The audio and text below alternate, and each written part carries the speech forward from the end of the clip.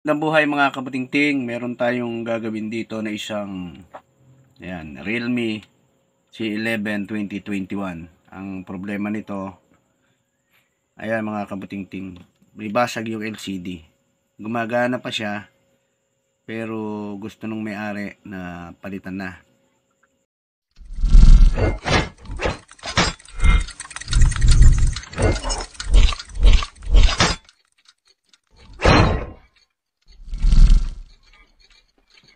Shoutout po kay Ka Emily Santiago. Ayan, sa kanya po ito.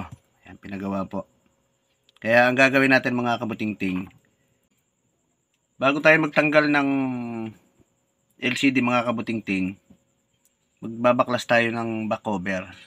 Ngayon, unang gagawin natin, tatanggalin natin yung kanyang SIM holder sapagkat magtatanggal tayo ng back cover dahil yung kanyang flex ay nandito.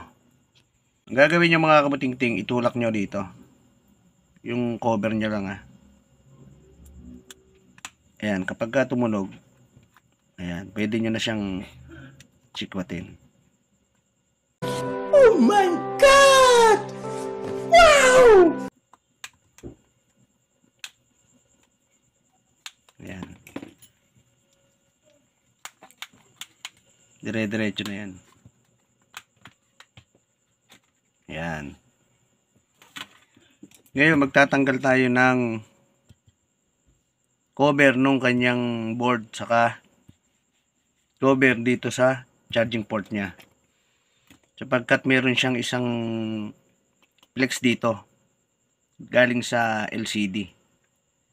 Kaya baklasin natin mga kabutingting.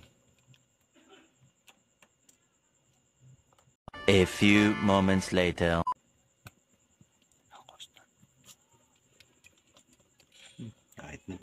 Ayan mga kabutingting, tanggalin natin yung mga tornilyo. Ayan, isa na lang.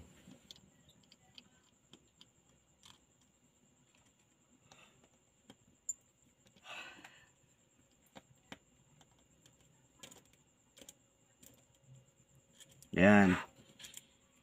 Ngayon, iaangat natin to. Ayan, iaangat natin tong cover niya mga kabutingting. Ayan. Tapos, dito naman tayo magbabaklas.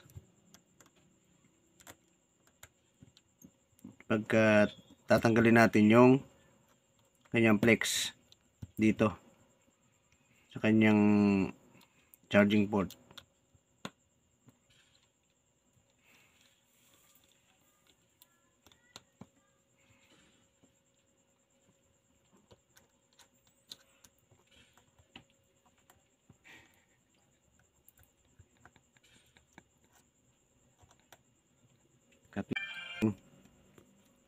Tanggalin natin yung mga tornilyo. Iangat natin dito. Ayan. Ito yung sinasabi ko. Ayan. Iangat nyo yan. Pero bago nyo iangat yan, iangat nyo muna tong sa battery. Saka ito. Ayan. Ayan. Pagka naiangat nyo na yan, ang gagawin nyo, gagamitan nyo siya ng hot air dito, simula dito, sapagkat andito yung kanyang front cam. Kung wala kayong hot air, pwede kayong gumamit ng hair blower, yung pangbuhok. Iinitan natin para matanggal yung kanyang dikit, yung kanyang adhesive. Dahil may dikit siya rito sa gilid.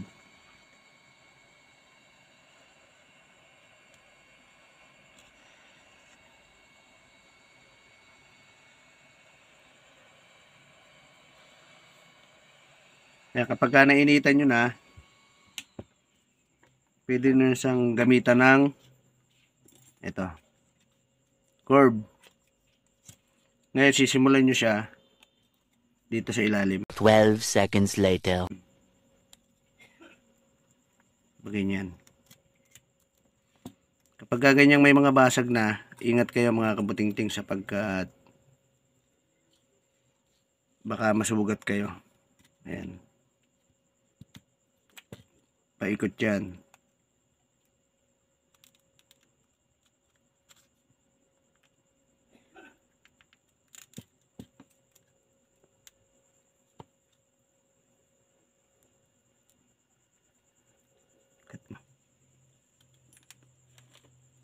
Ayan, kapag ka naikutan nyo na siya, pwede nyo na siyang iangat.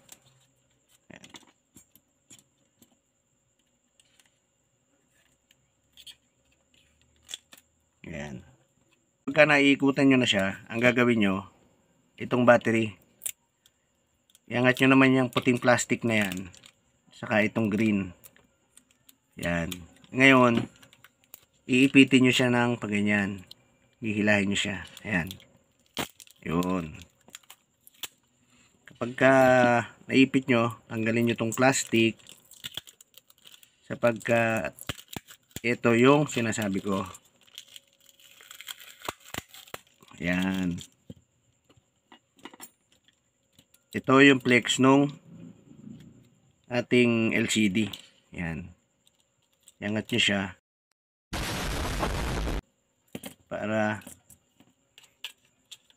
nyo siya para matanggal natin yung kanyang LCD. Ayan. Okay.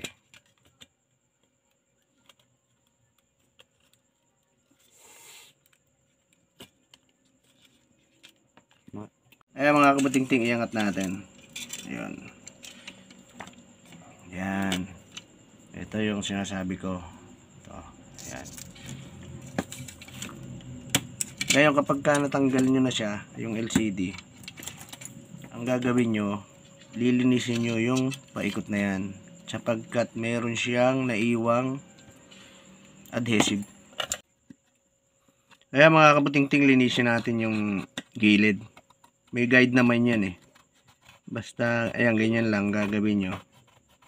Ayan, nakikita nyo yung mga tatanggal na yan. Para kapag inilapat natin yung ating LCD, mamaya ay hindi siya umangat.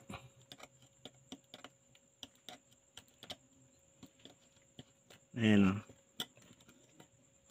Yan yung kailangang matanggal natin. Ayan yung mga yan. A few moments later.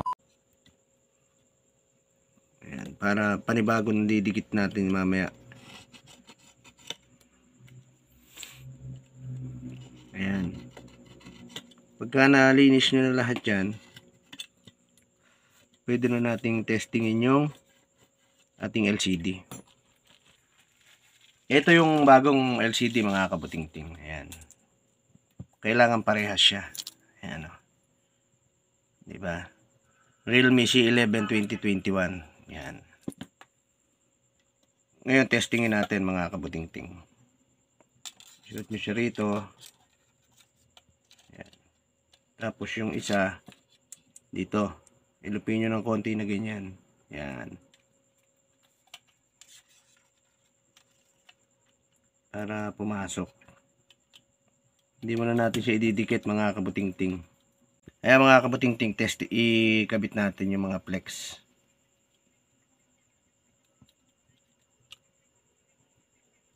Para matesting natin.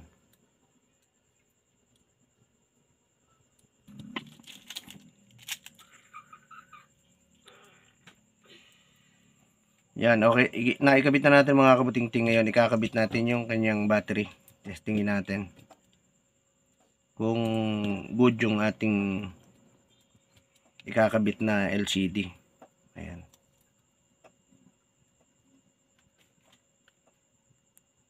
On natin. Ayan mga kabuting-ting. Oh. Ayan mga kabuting-ting. Nag-open na. Hintayin lang natin ng konti. Tingnan natin kung okay yung LCD natin. Ngayon kapag na-touch natin yung kan, pero malamang mayroong kanto eh, mayroong password. Diba?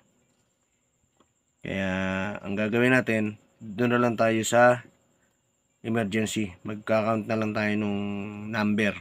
Ayan. Ayan, mayroon nga siya. Ayan o. Ngayon, pindutin nyo yung emergency. Yan. Kapag gumagana yan, kahit alin dyan, sabihin, good yung ating LCD. Ayan.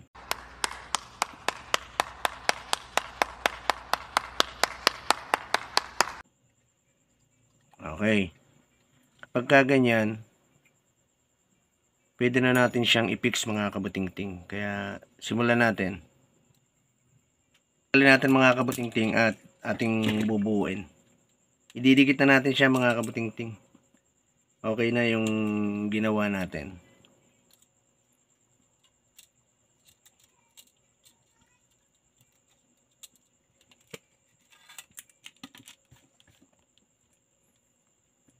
Ngayon kapag kaganyang ididikit na natin, lalagyan natin siya rito ng thermal tape. Tanggalin nyo to.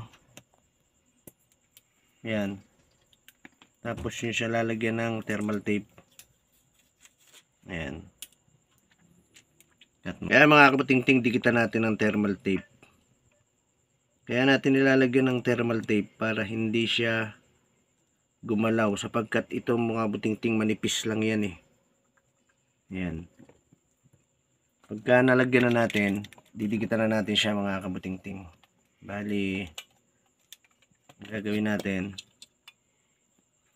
didikitan natin yung kanyang dito sa gilid. No. Mga kabutingting, dikitan na natin ng adhesive. Ito yung ginagamit ko. Ayan. Dito naman tayo magsisimula dahil ito meron siyang pinaka-screen ng speaker. Hanggang dito lang tayo magsisimula mga kabutingting. Ayan. Bali, ganyan ang paglalagay. Diretso lang siya sapagkat meron siyang pinaka-kanal. Okay lang na sumobra tayo ng paglalagay sapagkat malilinis naman niya. Papakita ko mamaya kung paano paglilinis.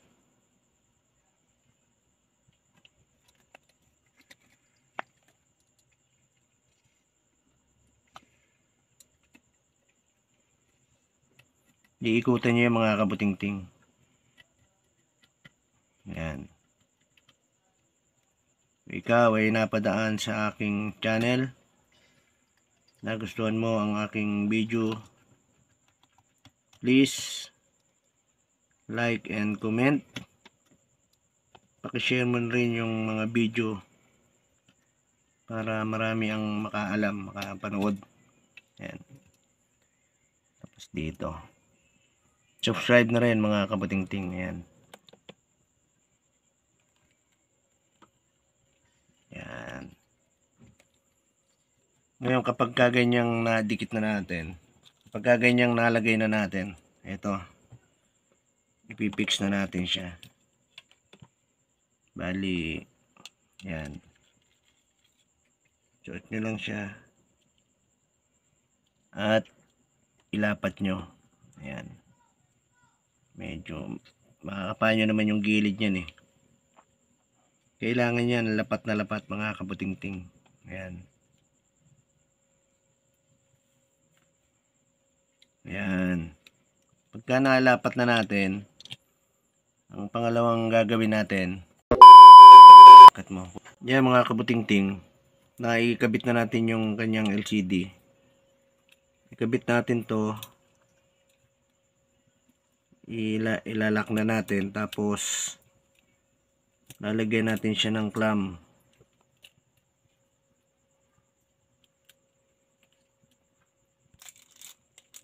Teka. Ayan mga kabutingting, ibabalik na natin yung plastic na tinanggal natin. Bali, ganyan lang siya.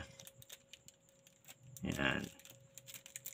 Tapos, ibabalik natin yung battery. Kahit hindi muna natin ikabit, basta sapagkat iipitin natin ng clamp yung ating LCD. Yung cover, ganun din. Balik muna natin yung cover nung LCD natin.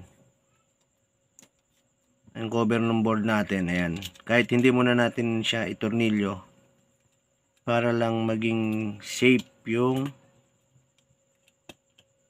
ating board. Kabuting-ting, ikabit na rin natin to, pero hindi muna natin siya itutornilyo, para lang maikabit natin yung clamp. Ayan. Ito yung clamp natin. Clamp natin dyan,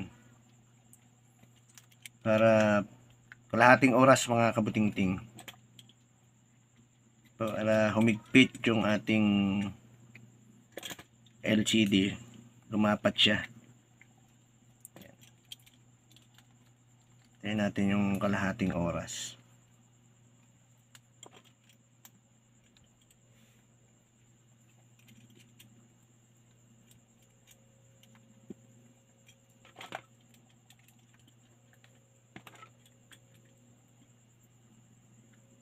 Okay, higpit lang natin ang katamtaman mga kabuting-ting. Pag higpit niyan, hindi mahigpit na mahigpit, baka mabasag naman yung ating LCD.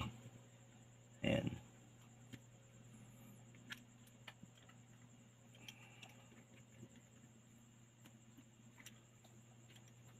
Ayan. Tamtamang higpit lang siya. Ayan. Tayo natin mga kabuting-ting, kalahating oras. Ayan mga kabuting-ting, kalahating oras, tanggalin natin.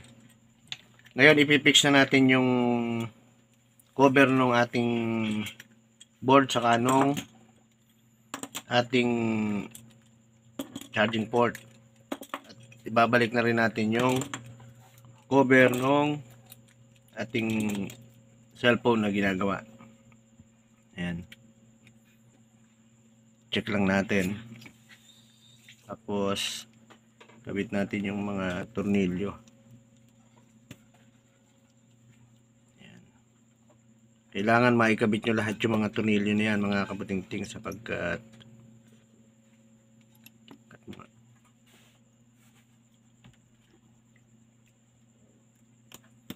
mga kabuting-ting, ikabit na natin lahat yung mga tornilyo. Higpit lang nating mabuti.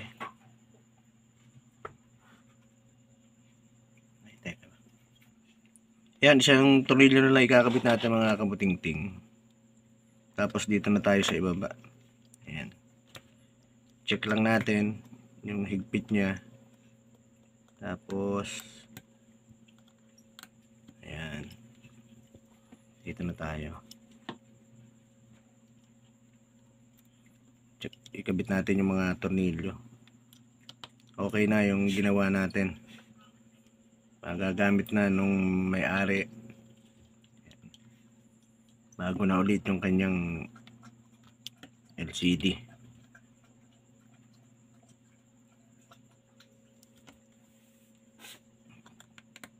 Yan mga kabuting-ting, check lang natin. Ngayon mga kabuting-ting, ikabit natin yung kanyang cover. Pisahan nyo sa ibabaw. Ayan. Pag narinig yung tumunog, ibig sabihin nag-lock na siya. Ayan. Ngayon dito, yan yung mga natira, linisin nyo yung gamit yung kamay lang. Ayan mga kabuting-ting, para yung sumubrang dikit malinis natin. Ayan. At i-on natin para makita natin na okay na yung ginawa natin. Try natin kung okay na. Ayan, bukas na siya. Ibig sabihin okay na yung ating kinabit na LCD. Tarik na rin natin yung kanyang SIM habang inaantay natin.